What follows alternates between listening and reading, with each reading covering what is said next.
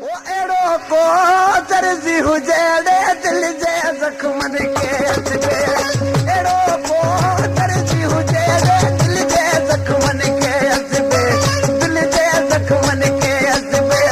जेका बणे सिलाई बतेड़े दिल जे जख्मन के हसबे जेका बणे सिलाई बते एड़ो को दर्जी हुजे दिल जे जख्मन के हसबे एड़ो को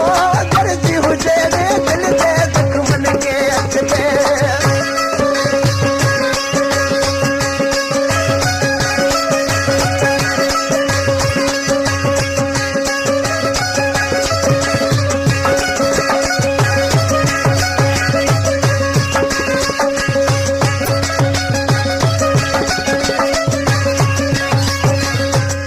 हेड़ नमूने सता कहाने हटे रहे न निज रहे हेड़ नमूने सता कहाने Gumshad Ali Jakia. वो हेड़ नमूने सता कहाने हटे रहे न निज रहे एड़ो को दर्जी हुजे दिल जे जख्मन के हसबे एड़ो को दर्जी हुजे दिल जे जख्मन के हसबे दिल जे जख्मन के हसबे जेका बणे सिलाई बतेरे दिल जे जख्मन के हसबे जेका बणे सिलाई बते एड़ो को दर्जी हुजे दिल जे जख्मन के हसबे एड़ो को दर्जी हुजे दिल जे जख्मन के हसबे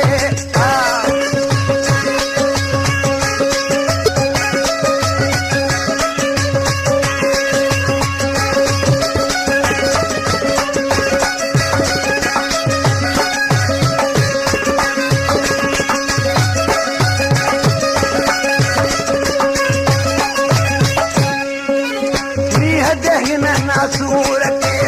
गुरबज के किसान के वो नीह जहिन नासूर के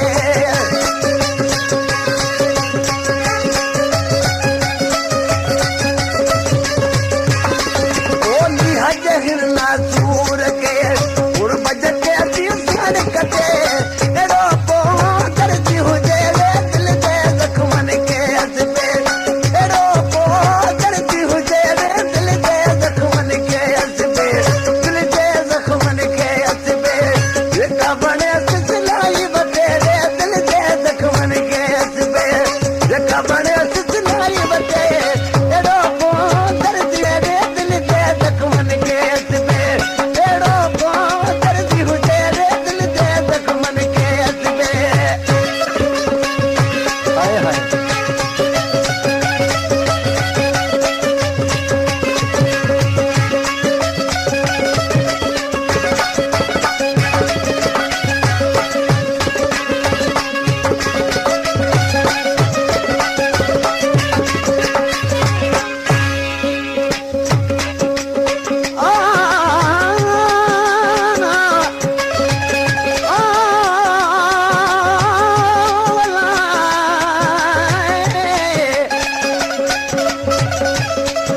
हर खेरो खिलमी अंदर आशूरा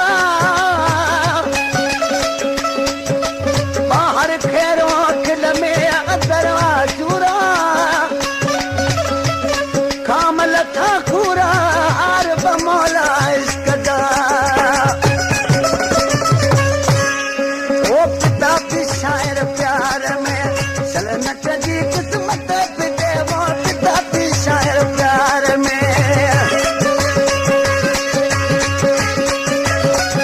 Gumshad Ali Jakia.